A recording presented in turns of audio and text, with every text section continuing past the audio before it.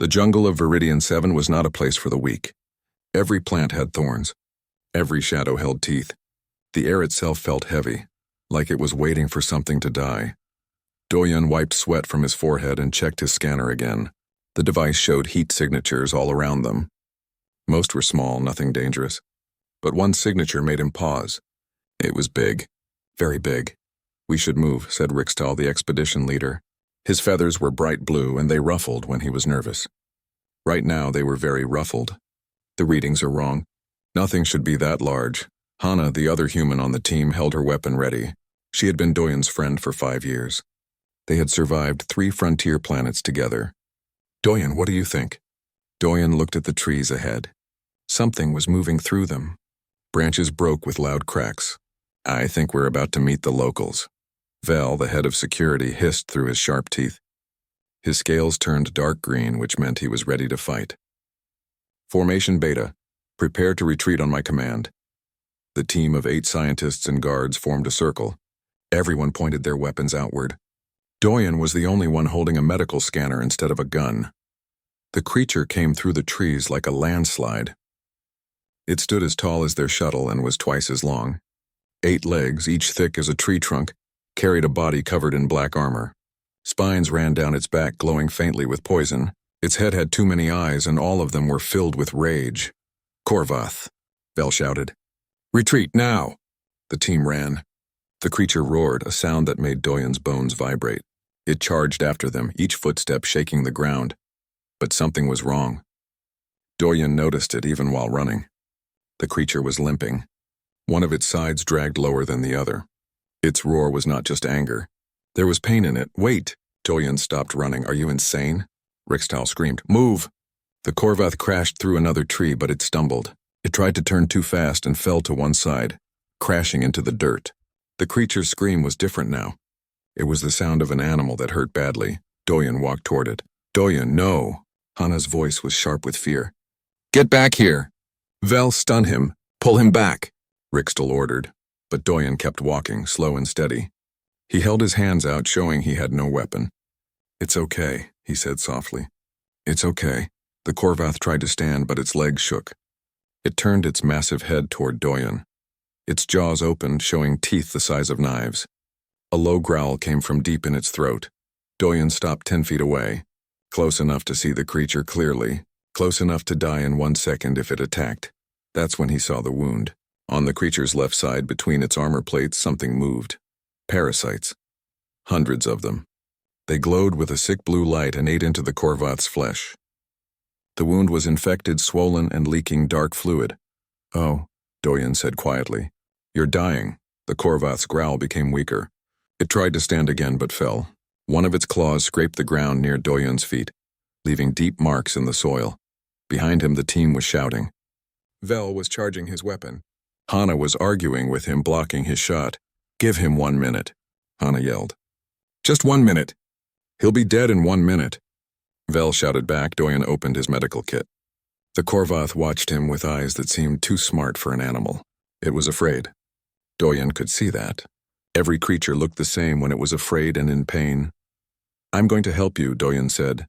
He kept his voice low and calm. "This will hurt at first, but then it will feel better. I promise." He pulled out a large syringe. The needle was made for treating big animals. He had used it on cargo beasts and injured wildlife. Never on something that could eat him whole.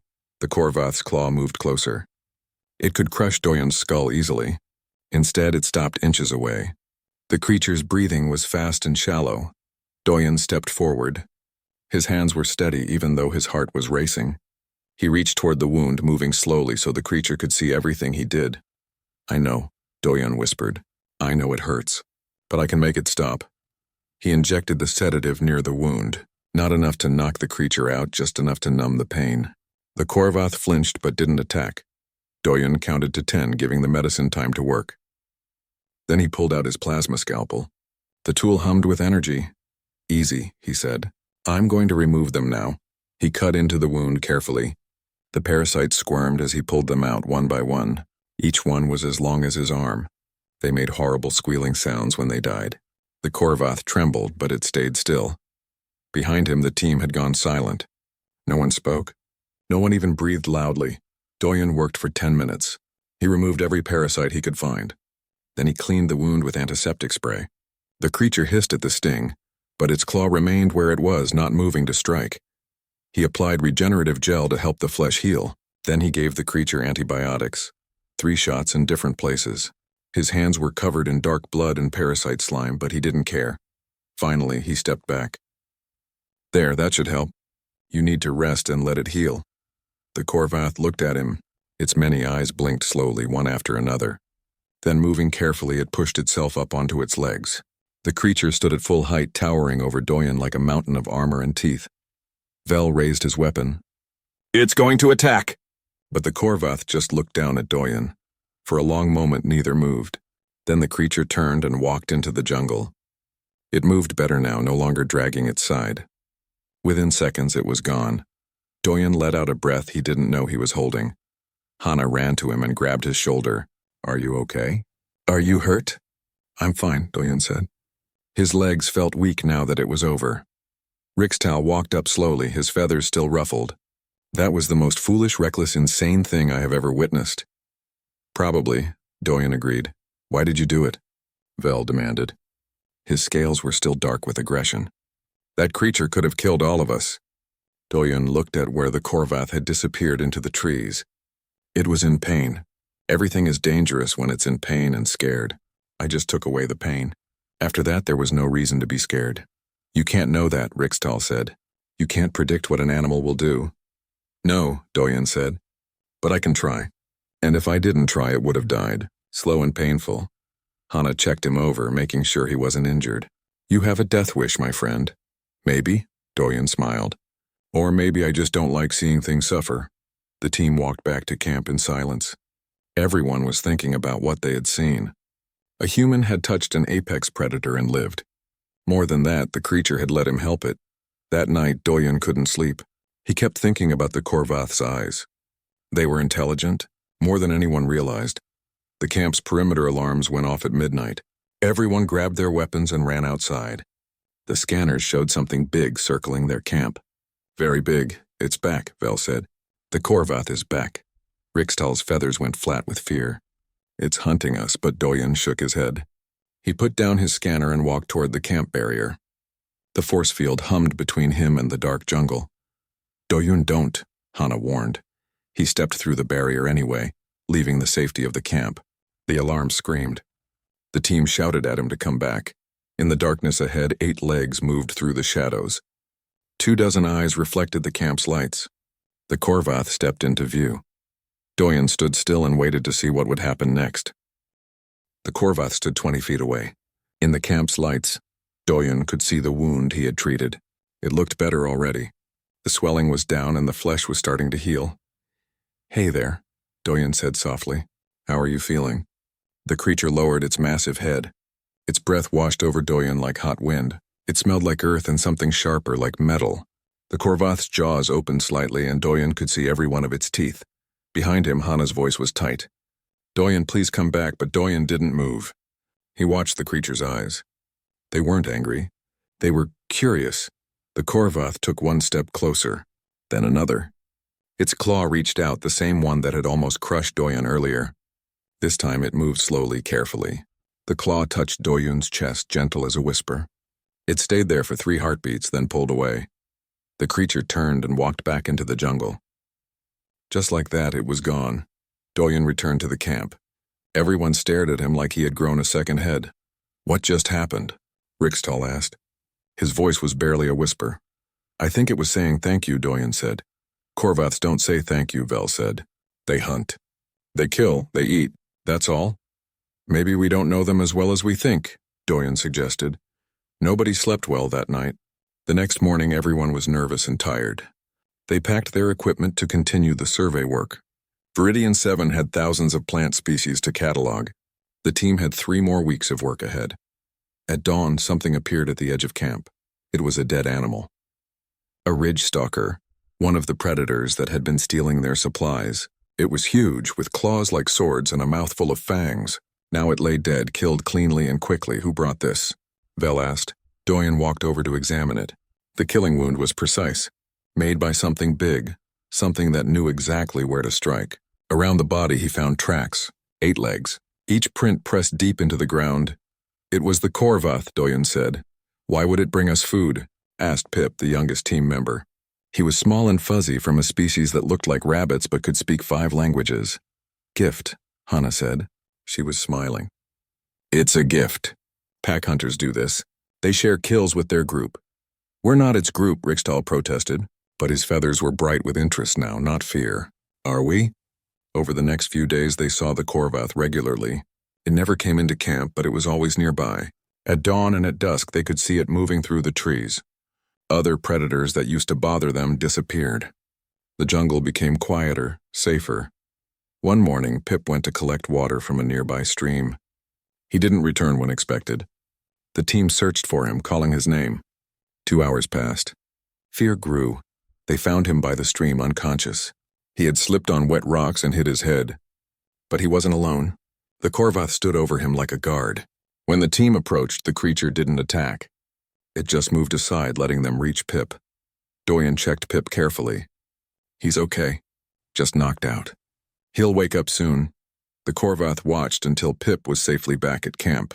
Then it left. That evening, Doyen sat outside the camp barrier. He wanted to see if the creature would come.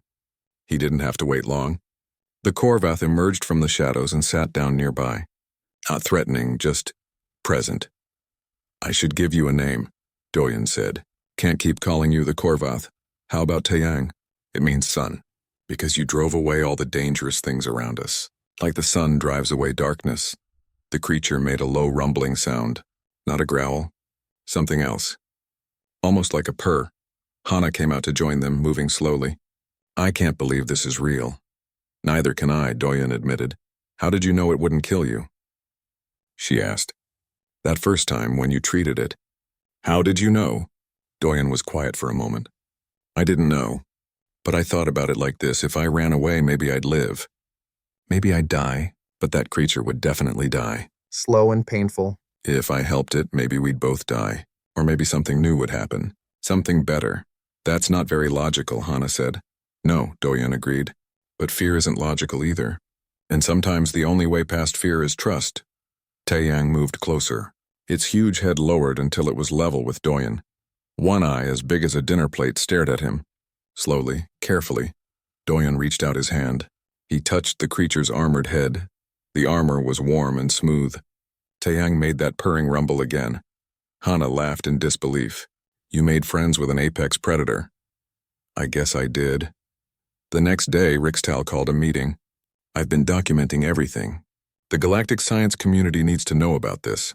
Korvaths are much more intelligent than we thought. This changes everything we know about this species. What about Taeyang? Pip asked. He had woken up with a headache but was otherwise fine. Will they take him away to study? No, Doyen said firmly. Taeyang is free.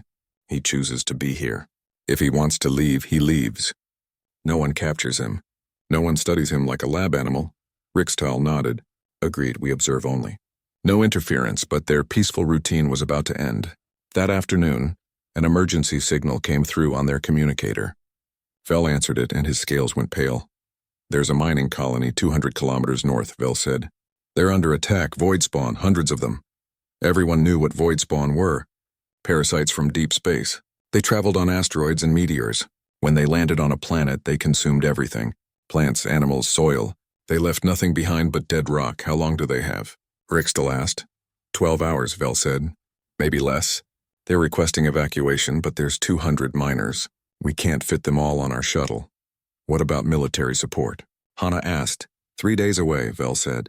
They'll all be dead by then. The team went silent. There was nothing they could do. They were scientists, not soldiers. They had no weapons strong enough to fight void spawn. No armor, no training. Doyen looked out at the jungle. He could see Taeyang in the distance, resting in the shade. Maybe there is something we can do, Doyen said slowly. What? Rixtal asked. What can we possibly do against a void spawn attack? Doyen walked to the camp's edge. He pulled up a holographic display, showing images of the mining colony and the void spawn. He didn't know if what he was about to try would work. He wasn't even sure if it made sense, but he had to try. Doyen stepped outside the barrier and walked toward Taeyang.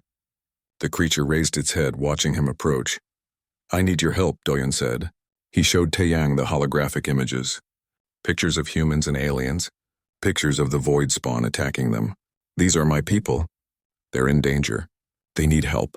Taeyang looked at the images. Its head tilted, studying them. Could it understand? Did it know what Doyen was asking? The creature stood up. It raised its head and made a sound Doyen had never heard before. A deep, echoing call that rolled across the jungle like thunder. And then the jungle answered. From the trees came more shapes. 1 Korvath, then 2, then 5. They were huge, each one as big as Taeyang. They gathered around, looking at Doyen with dozens of eyes. Taeyang called again. The other creatures moved closer to Doyen, studying him.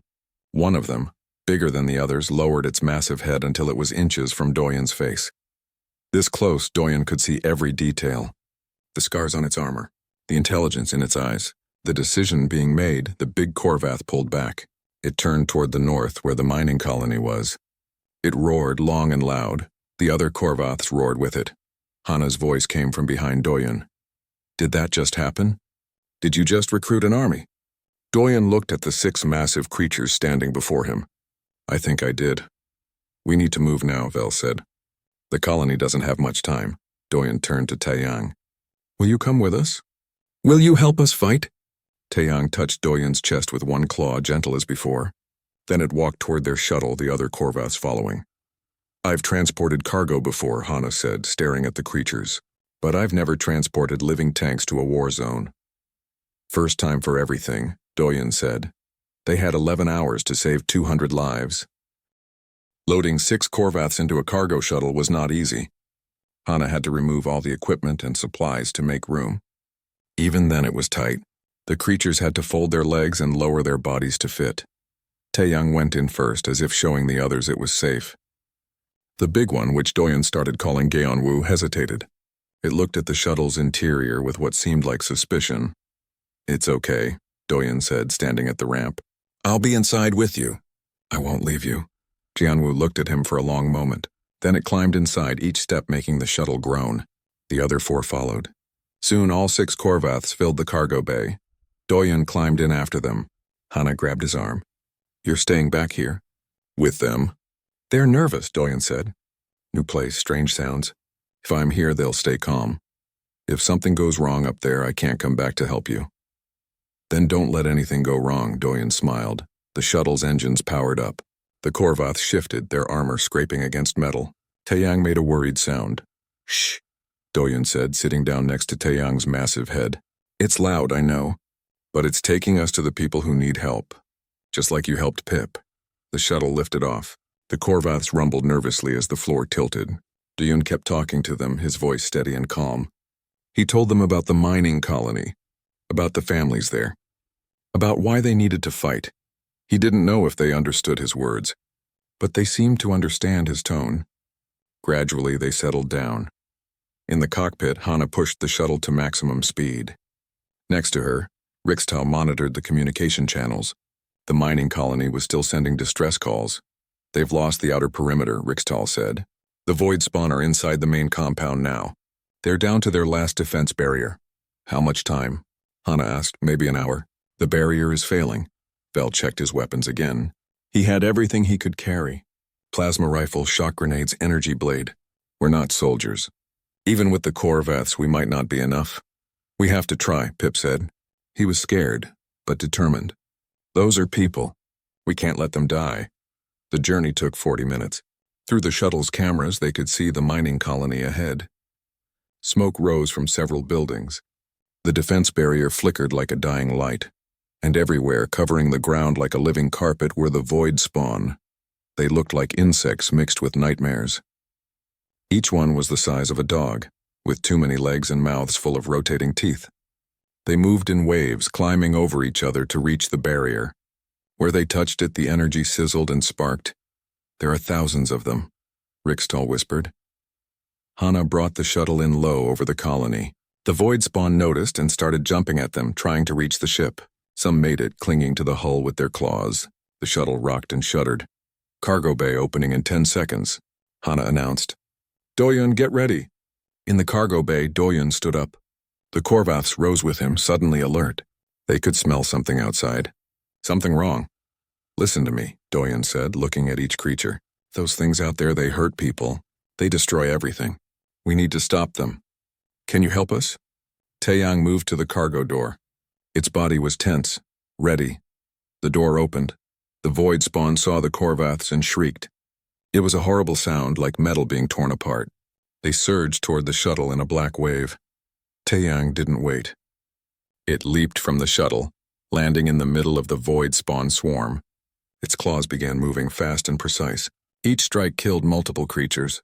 The other Korvaths followed, jumping into the battle. It was beautiful and terrible at the same time. The Korvaths moved like dancers, but deadly ones. Their armored bodies crushed the void spawn. Their claws ripped through the creatures like paper.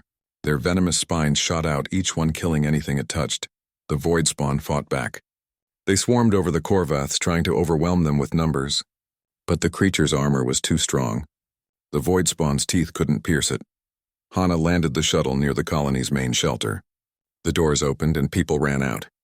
Humans, aliens, children, all of them running for the shuttle. Get them inside, Vel shouted. He was firing his rifle at the void spawn that got too close. Hurry! Doyen jumped down from the shuttle. He could see one of the Korvaths, the smallest one, stumbling. Void spawn covered its back, finding gaps in its armor. The creature was in trouble. No! Doyen ran across the battlefield. Void spawn lunged at him, but he dodged and kept running. He reached the fallen Korvath and jumped onto its back. The void spawn turned toward him. Their teeth clicked together, hungry.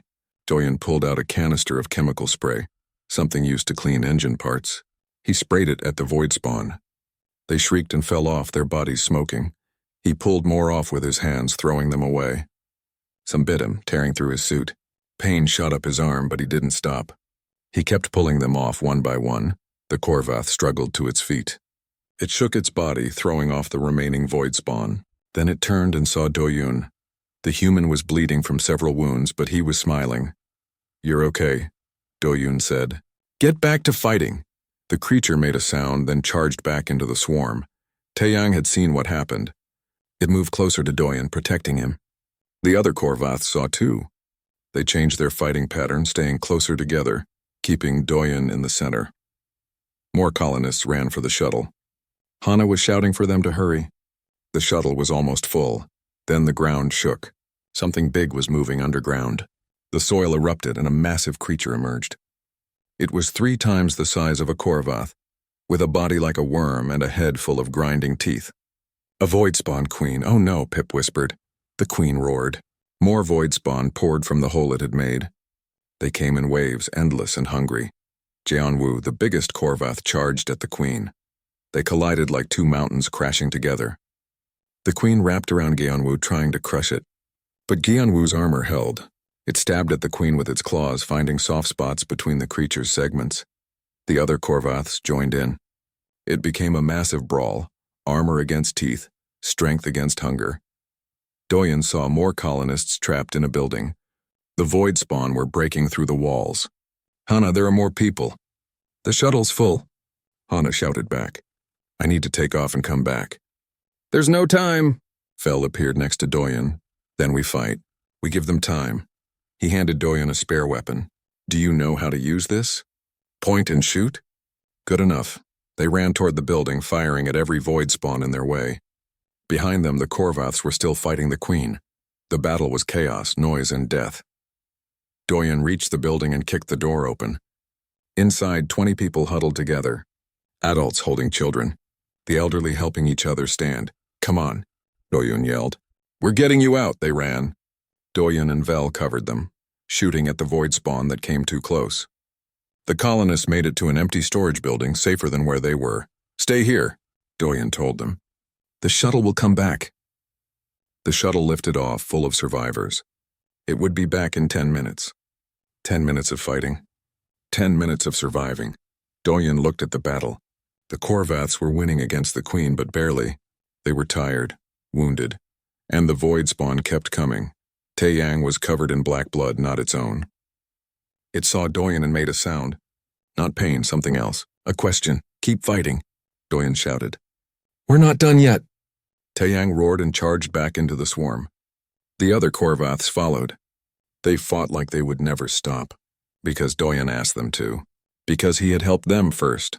And in that moment, watching these massive creatures fight to save people they didn't know, Doyen understood something. This wasn't about humans and animals. This wasn't about intelligence or civilization. This was about choosing to help when help was needed. That's all it had ever been. The queen screamed as Geonwu's claws found its brain. The massive void spawn shuddered and died. The other void spawn, losing their leader, began to scatter. The Korvaths didn't chase them. They were too tired. They gathered together, breathing hard, bleeding from wounds in their armor. Doyen walked to them. "Thank you," he said. "Thank you so much." Taiyang lowered its head, touching Doyen's chest gently. The same gesture from before. The shuttle was coming back. They had won, but the cost had been high. And Doyen knew this wasn't over yet. The battle was over, but the work had just begun. Bodies of void spawn covered the ground like a black carpet. The mining colony was damaged but standing, and the Korvaths were hurt. Doyen moved from one creature to another, checking their wounds. Taiyang had deep cuts between its armor plates.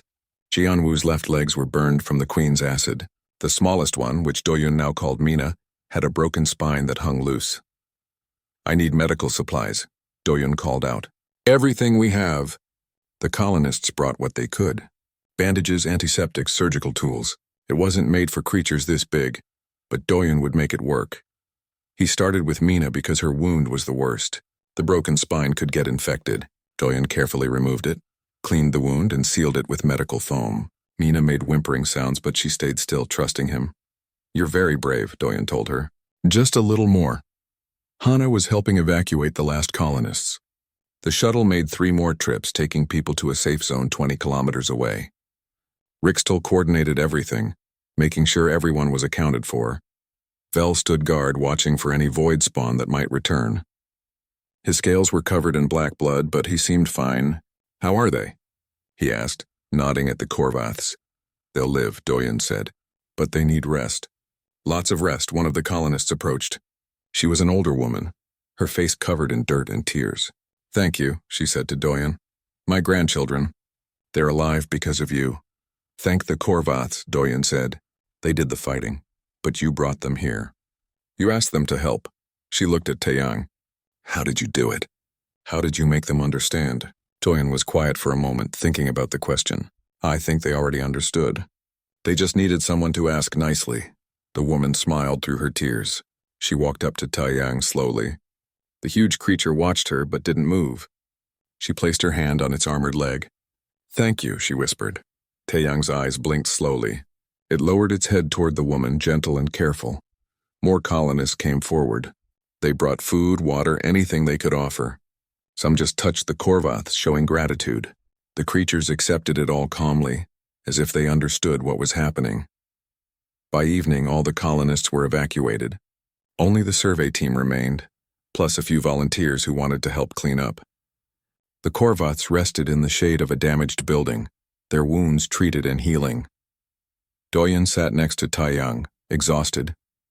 His arm hurt where the void spawn had bitten him. Hana had bandaged it, but it still throbbed with pain. "You did good today," Hana said, sitting next to him. She handed him a ration bar. "Eat. You need energy." Doyen ate mechanically, not really tasting it. 3 Korvaths are badly wounded. If we had been 10 minutes later, some of them might have died. But they didn't. We made it in time. "This time," Doyen said. "What about next time? What if there's another attack somewhere else?" Hana looked at him carefully. "You're thinking about something." "What is it?" "I'm thinking that maybe this doesn't have to be a one-time thing," Doyen said slowly. "What if we could do this again? Help people, I mean.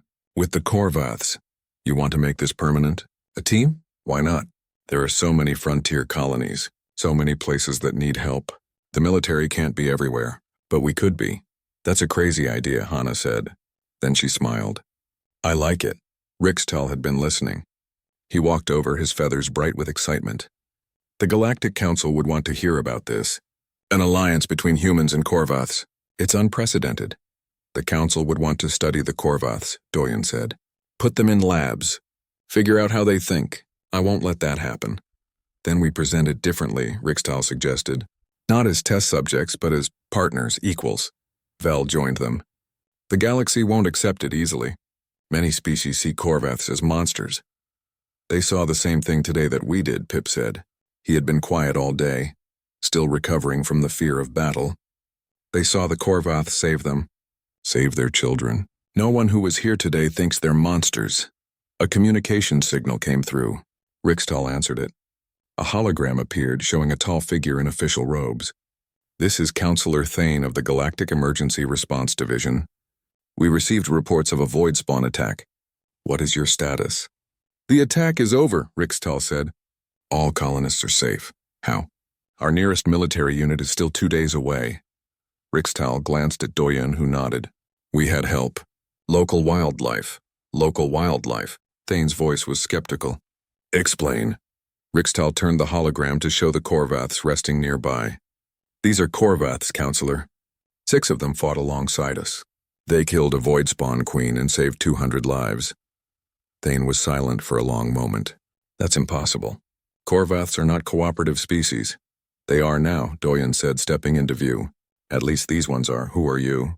Doyen Kang, xenobiologist and medic. And you're claiming to have tamed these creatures. No, Doyen said firmly. I didn't tame them. I helped one and it chose to help me back. Then it brought its family. We asked them to help save the colony and they chose to do it. Chose? Thane sounded doubtful. You believe these creatures have that level of cognition? I know they do. I've seen it. Thane studied Doyen through the hologram. The council will want a full report, and they'll want to meet these Korvaths. Only if the Korvaths agree, Doyen said. They're not prisoners. They're free to leave whenever they want. That's highly irregular. So is everything that happened today. After the call ended, the team sat in silence. The sun was setting, painting the sky orange and red. The Korvaths were sleeping now, their breathing slow and steady. What do you think will happen? Pip asked. The council will try to control this, Vel said. They always do. They'll want rules, procedures, oversight. Let them try, Hana said. Doyen and the Korvaths don't follow rules. They follow something better. What's that? Pip asked. Instinct, Doyen said. The instinct to help when something is hurt. To fight when something threatens the innocent. That's not something you can put in a rulebook. Taiyang stirred, waking up. It looked at Doyen and made a soft rumbling sound. Doyen walked over and sat next to it. You saved a lot of people today, Doyen said. You're a hero. Do you know that? Taiyang touched Doyen's chest with one claw. The same gesture, gentle and careful. Then it closed its eyes and went back to sleep. Over the next 3 days, the colony began to rebuild. The survey team helped where they could. The Korvaths stayed close, still recovering from their wounds. People from the colony visited them often, bringing offerings of food and gratitude. On the 4th day, a ship arrived. It was bigger than their shuttle, with official council markings. Counselor Thane stepped out, along with a dozen officials and scientists. I've come to see these Korvaths for myself, Thane said. Doyen led them to where the creatures were resting. Taiyang and the others stood up as the strangers approached. Their posture was defensive, ready to fight if needed. It's okay, Doyen said to them. These people want to meet you. Thane stared at the Korvaths in awe. They're magnificent. I've read reports, but seeing them in person. He turned to Doyen. How do you communicate with them? Mostly through actions. Body language. Tone of voice. They understand more than you'd think. One of the scientists stepped forward, holding a scanning device. May I? Jianwu growled, low and threatening. The scientist jumped back. Don't move suddenly, Doyen advised. They're protective, especially after the battle. Protective of what? Thane asked. Of me, Doyen said. And of each other. Their family. Thane watched as Doyen walked among the Korvaths freely. They nuzzled him, made soft sounds, acted nothing like the monsters described in official reports. I have a proposal, Thane said finally. The council is establishing a new program. Frontier Emergency Response Teams. Small groups that can reach crisis situations quickly. We want you to lead one, with the Korvaths, with whoever you think can help. Human, alien, or otherwise. Doyen looked at Hana, who smiled. At Rixtal, who nodded eagerly. At Vel, who shrugged but seemed interested. At Pip, who bounced with excitement. Then he looked at Taiyang. What do you think? Want to help more people? Taiyang roared. It wasn't an angry sound. It was agreement. The other Korvaths roared with it. I think that's a yes, Doyen said. Thane smiled. Then welcome to the Emergency Response Division. Your team designation is Alpha 7. Your first assignment will be— No, Doyen interrupted. No assignments yet. We rest first, we heal. Then we decide where to go and who to help. This isn't military. This is something different. Thane looked like he wanted to argue, but then he saw the Korvaths standing behind Doyen, protective and fierce. He nodded. As you wish. Rest and heal. The galaxy can wait a little longer. That night, under alien stars, Doyen sat with his team, his strange, impossible team, humans and aliens and creatures that shouldn't be anyone's ally. Are we really doing this? Pip asked. Looks like it, Hana said. It's insane, Vel muttered, but he was smiling. Probably, Doyen agreed. But someone has to. Taeyang's head rested next to Doyen, warm and solid and real. An apex predator that had become something more. A friend and ally. A partner in something that the galaxy had never seen before. The adventure was just beginning. 6 months had passed since the battle at the mining colony. Team Alpha 7 had responded to 12 emergency calls. Fires, floods, creature attacks, and one very difficult hostage situation. Every time the Korvaths had proven themselves not as weapons but as protectors. Today they were back on Viridian 7. Back where it all started. But this time they weren't alone. A delegation from the Galactic Council had come to witness what Counselor Thane called the most significant interspecies cooperation event in modern history. Doyen stood in the jungle, clearing with Taeyang beside him. The creature had grown larger, its armor thicker. The wound Doyen had treated was now just a scar, barely visible. Around them, Geonwoo, Mina, and the other 3 Korvaths rested peacefully. Are you nervous? Hana asked. She wore her official emergency response uniform now, though she still kept her old pilot jacket. A little, Doyen admitted. This feels too formal, too official. You saved over 1,000 lives in 6 months, Rixtal said. His feathers were bright with pride. The galaxy needs to recognize that. A shuttle landed nearby. Counselor Thane emerged, followed by representatives from 24 species.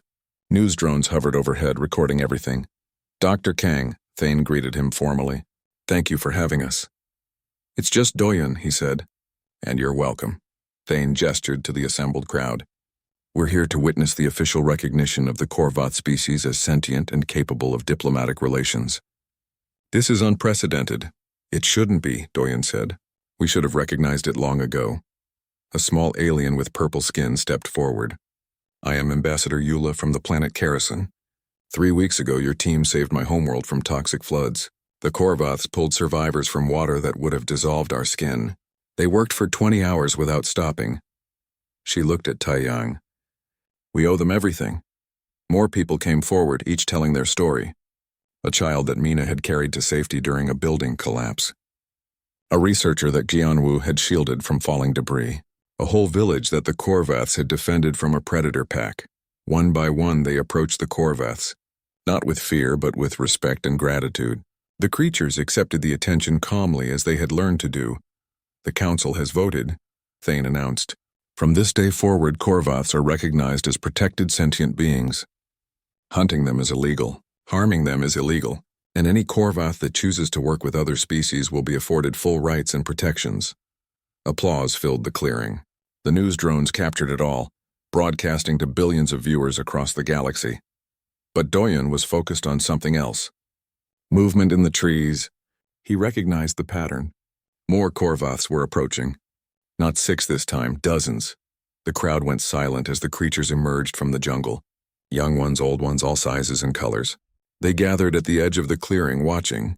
Taeyang made a sound, calling to them. Several approached cautiously. They looked at Doyen, then at the other humans and aliens, then at the cameras. They're curious, Doyen said quietly. They want to see what all this is about. One young Korvath, barely the size of a ground car, walked right up to Doyen. It stared at him with bright, intelligent eyes. Hello there, Doyen said softly. He held out his hand, letting the creature sniff it. I'm Doyen. The young Korvath touched his hand with one claw, mimicking what it had seen Taeyang do. Gentle and curious, Ambassador Eula whispered to Thane. They're learning from each other. The young ones are watching how the others interact with us. It's more than learning, Rixtal said. He had been studying the Korvaths for months now. It's culture.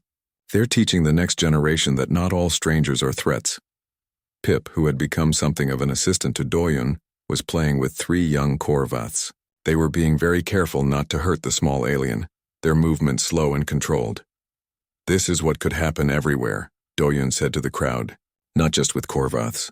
With every species we label as dangerous or primitive, we just need to take the first step.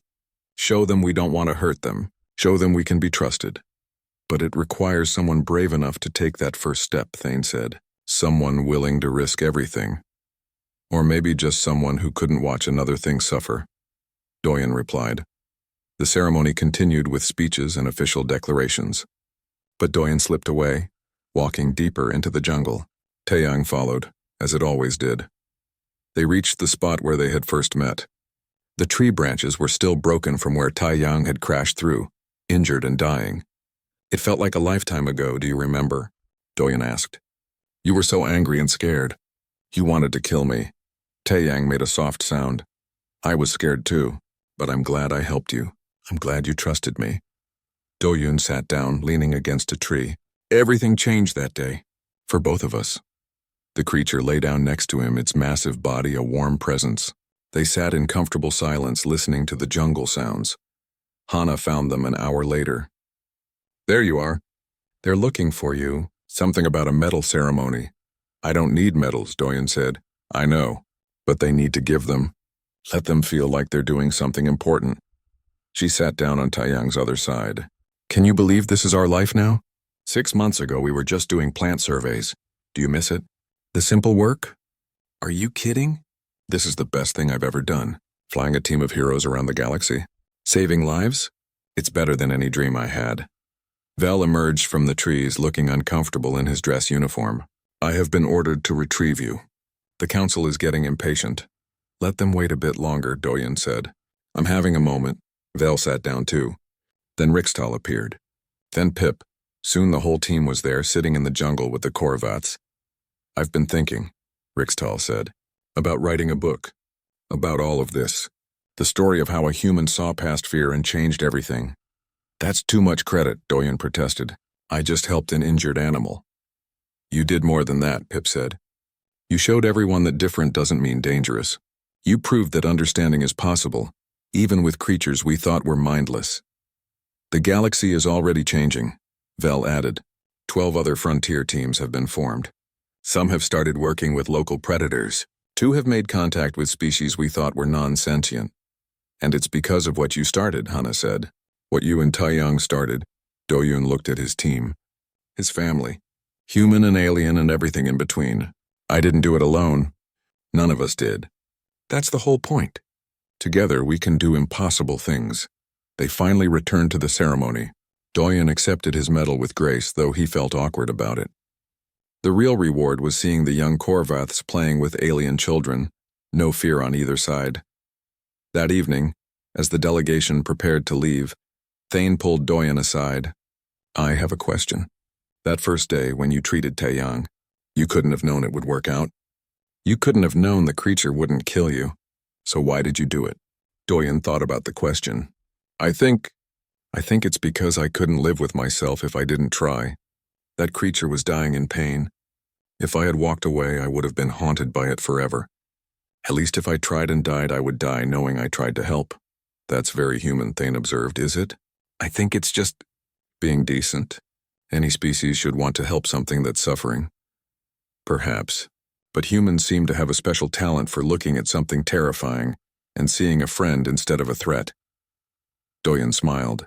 Maybe that's our gift to the galaxy. We see potential instead of danger. We see what could be instead of what is. The galaxy is better for it, Thane said. As the sun set on Viridian 7, Doyun stood with Taeyang overlooking the jungle. In the distance he could see the other Korvaths moving through the trees. Some were alone. Some were with their families. All were safe now, protected. You know what I realized? Doyun said to Taeyang. Every creature in this universe wants the same basic things. Safety, food, family, purpose. It doesn't matter if you have 2 legs or 8. If you have feathers or scales or armor, we all want to survive. We all want to matter. Taeyang touched Doyun's chest, that familiar, gentle gesture. And sometimes, Doyun continued, all it takes to change everything is one person willing to reach out. One person willing to say, I see you. I understand you. I won't hurt you. From that one moment, anything is possible. The stars came out, filling the sky with light. Somewhere in the galaxy, there were people who needed help, places where danger threatened innocent lives. And Team Alpha 7 would be there, ready to answer the call. A human medic, a human pilot, an avian scientist, a reptilian warrior, a small brave explorer, and 6 apex predators who had become something more. They were proof that the impossible could become real, that fear could become friendship, that enemies could become family, and that sometimes the most dangerous thing in the galaxy could become your greatest ally. All it took was someone brave enough, or perhaps crazy enough, to try. Doyun scratched Taeyang's armored head, and the creature rumbled with contentment.